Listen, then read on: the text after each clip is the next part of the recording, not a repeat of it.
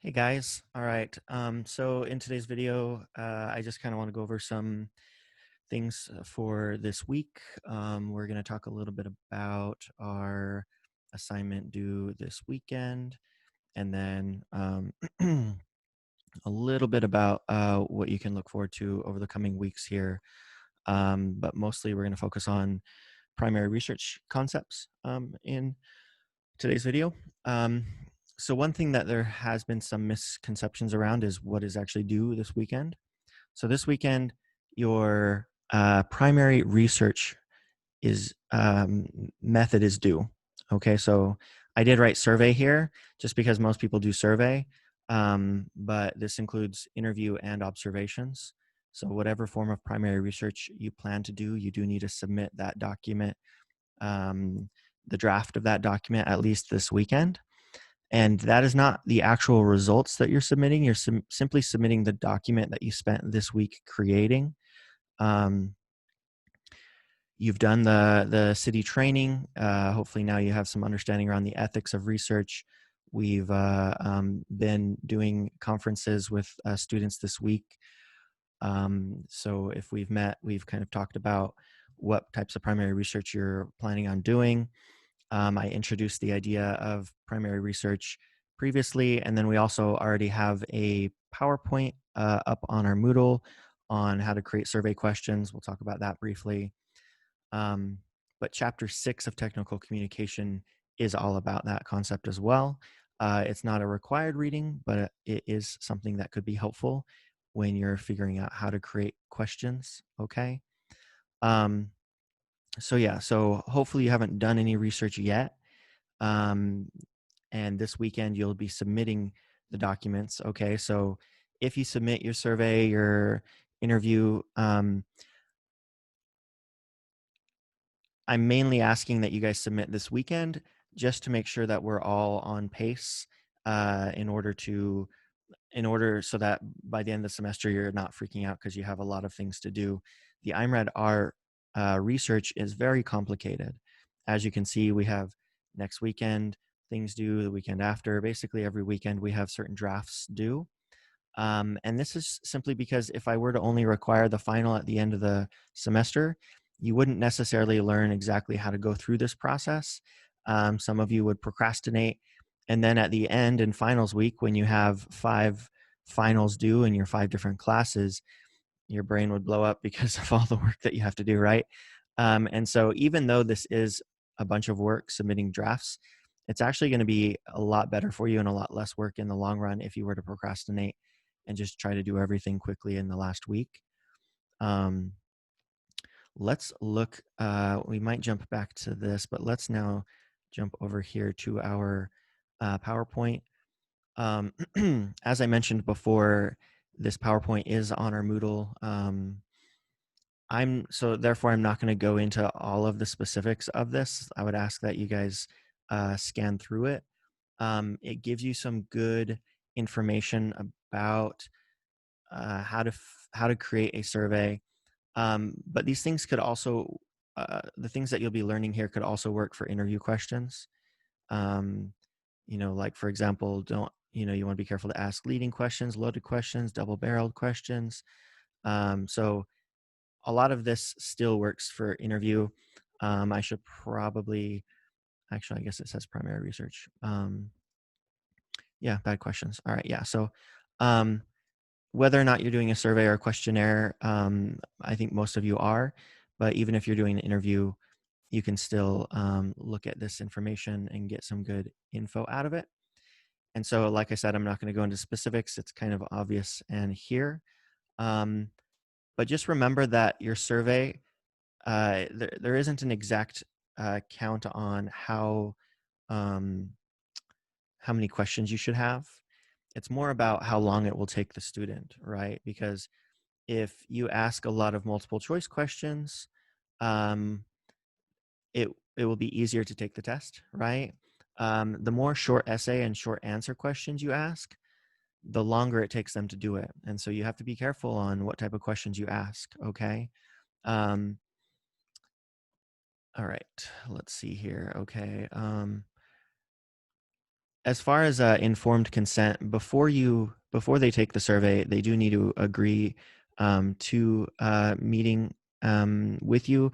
I am going to upload a couple of templates on informed consent for this week. I know it's a little bit late in the week, but your assignment is the assignment that you're turning in is just the actual blank interview and survey. It's not the actual one that you have to get people to sign. And so there's still plenty of time. And then you can actually start your research next week on Monday. And you'll want to start right away or as soon as you can. So the different types of questions will dictate how long it will take. But generally speaking, you want to make sure not to go over 10 minutes. And even 10 minutes is uh, uh, more time than probably a lot of people would want to spend. Sorry, I'm looking through here to see where I mention. Here it is. Oh no, that's not it. Oh, here it is. Okay.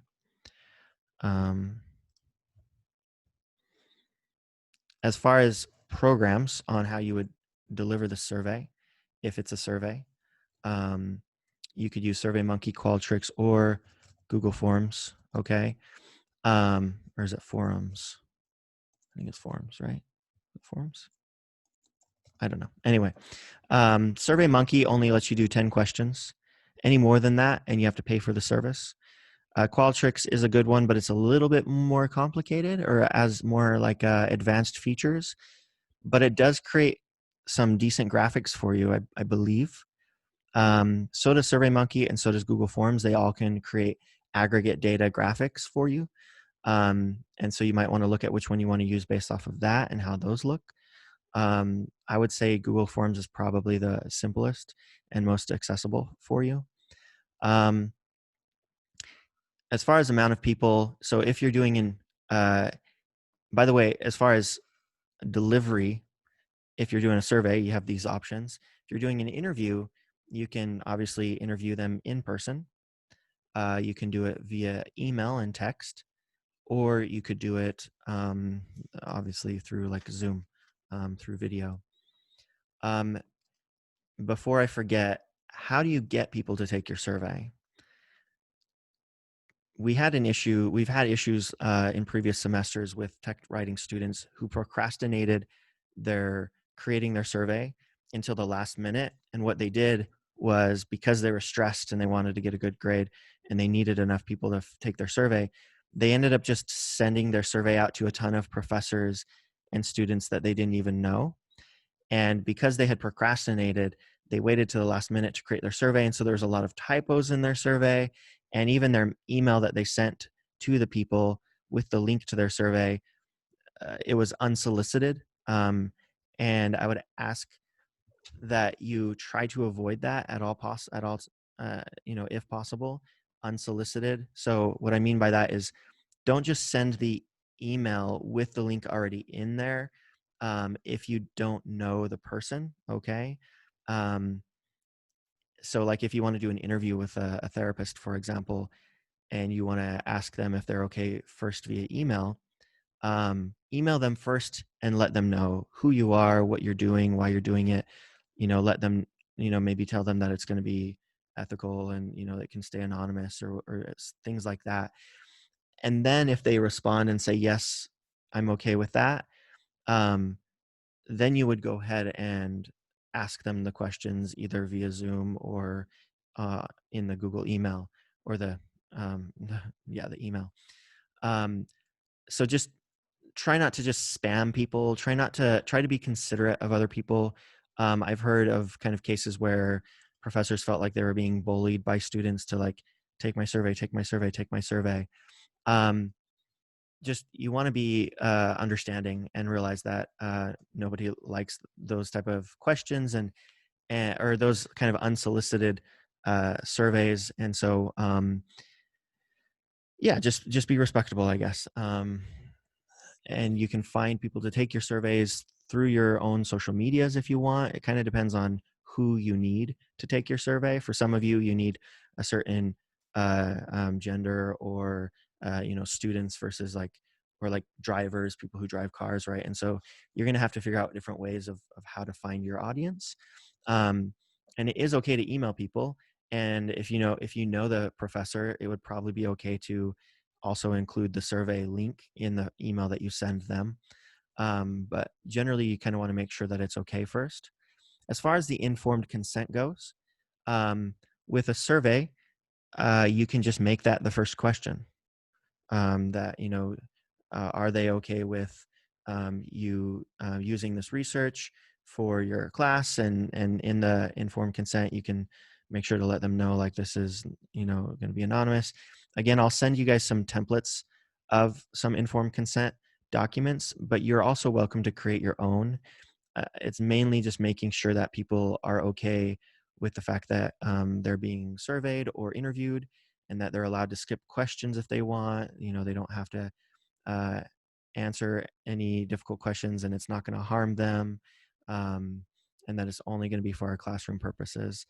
And so if it's a survey, that can be just the first question that you ask, just like, is it fine if we survey you? Or like, do you accept? With an interview, if you're in person, you can print it out, or you can have them agree via email. Um, if you do a Zoom chat and you want to record the Zoom chat, you could get a verbal confirmation. Um, but the problem with that is then I would have to see that. And so if you want to keep it anonymous, then you'll want to get them to um, either fill out a document or agree via email. But we just want to make sure that people are informed and that we're being ethical with our research. Okay. Um, so moving on, use a variety of question types. All right. So there are different types here. Like I said, if you use a lot of short essay stuff, you're not going to get very many people to respond, and a lot of people are going to skip a lot of questions. That doesn't mean you shouldn't ask short answer or short essay. Just be careful with when you do. Um, Demographic questions. All right. So you do want to ask some demographic questions depending upon what you're trying to discover. Don't just ask them to ask them. Think about if you will actually need these questions. If you What information would be interesting to discover if all the women agreed on one thing and all the men disagreed, right? Or if you discovered that a certain age group of people pick one answer and a certain age group of others pick another answer. If that information might be important, then you should ask demographic questions. Okay. And demographic questions are questions like, what is your age? Are you male or female or other? Um, what city do you live in? Like these type of questions. Just remember that you can't ask so many demographic questions to where someone could find out who they are. So you want to avoid asking identifying information. And so asking someone their age and their sex and where they live is still general enough to where we wouldn't necessarily know who they are. And so it's okay to ask those type of questions. Okay. And then just make sure to try to do some kind of practice activity. Maybe give it to a friend, a family member, and just have them look at it before you actually send it out. Much like our usability testing, we can kind of you might figure out certain issues that people have with the test, or certain confusions, or not test, survey, but they might have some certain confusing wording or things like that. Okay. And then you can access more of this information here in this PowerPoint on our Moodle. Okay, let's see here. Just want to make sure I hit all of the main points.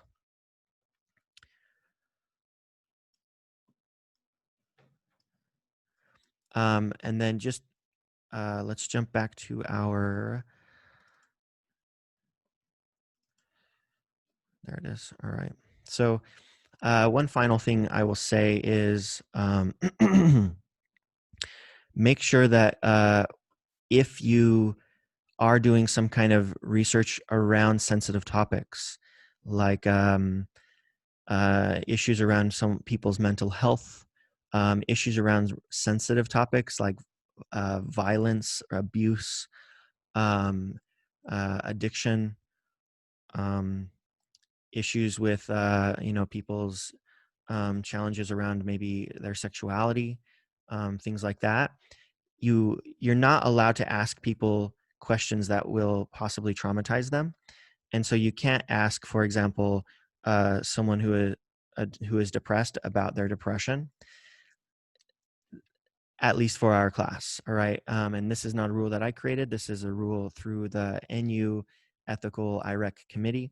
They're in charge of making sure that NU that we do ethical research here. And for their rules on classroom research, we cannot do that. Okay. Now you can still study, the problem of depression. You would just have to make sure that in your primary research, you don't ask people about their own mental health. You could still do a public survey to ask what their, if they think depression is a serious problem in Kazakhstan. And you could still ask them about solutions that they think would work. But you're just going to send the survey out to everyone, people who are depressed and people who aren't, and you won't know who is depressed and who isn't. And they won't have to answer specific questions about their own depression. Okay. And so this will be true of question, like I said, if you're studying something around sexuality or discrimination of certain people or violence or abuse or things like that, you want to be very careful. So if you do fall into one of those categories and we haven't talked yet, you may, and you're uncertain whether or not you're breaking some ethical rules, please email me and we can talk about it. Okay. So those are the main things that I wanted to cover. Uh, like I said before, a lot of this information already exists on our Moodle. I kind of just wanted to touch base with everyone and remind you that this weekend your primary research is due, not just survey and informed consent, but just whatever primary research you're doing, the draft of that interview, observation, or survey. If you're doing an observation, I did provide, let's see, I did provide a link on that. Also, there is information on the Owl of Purdue. But if you want more specific information, feel free to email me. But essentially, you're going to turn in a document explaining what you are planning on observing and kind of why, basically. I think most of my students will be doing survey and interview, and so that won't be a huge issue. All right. So you'll turn that in this weekend.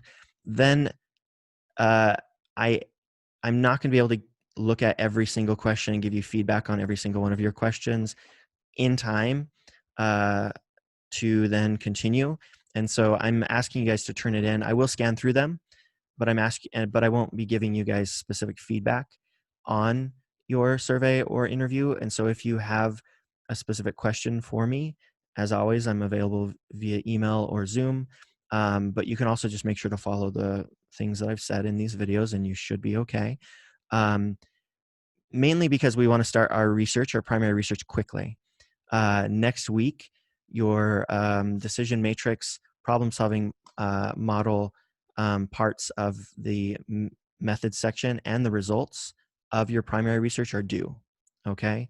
I'll talk about these in detail of exactly what I'm looking for, and we're going to introduce the two sections that we're going to start writing of the IMRAD next week, the methods and results. But just know that you will have to turn in your results of your primary research next weekend, and you're starting it on Monday. You only need, like I said, somewhere between 10 and 20 interview responses or survey responses. If you do an interview, you just need one interview. Now, you can do multiple forms of primary research. Every semester, I have a handful of students that do multiple forms. You technically only have to turn in the one form of primary research this weekend. And so if you do some primary research here, but then maybe later down here, you decide that it would be helpful to do like an extra interview or an extra survey, you could do that without informing me. Just make sure that you're still doing it ethically and that you're still making sure, you're creating effective primary research tools and questions. All right, I think that's it. So make sure to start working on, if you haven't already, your survey, interview, observation documents to turn in this weekend. Look for the consent form template. I'm probably going to upload. I'll upload by Friday, um, if I haven't already uploaded it. And then just next week, be ready to start doing your primary research right away, without feedback from me over the weekend. Unless you want feedback, then you can email me and ask me. And you'll have plenty of time to submit the results. We'll talk about what is included in the results next week. There is no analysis, and so it's pretty simple to just simply put your results into this kind of paragraph format and submit it. All right. Thanks, guys. And we will talk to you again soon.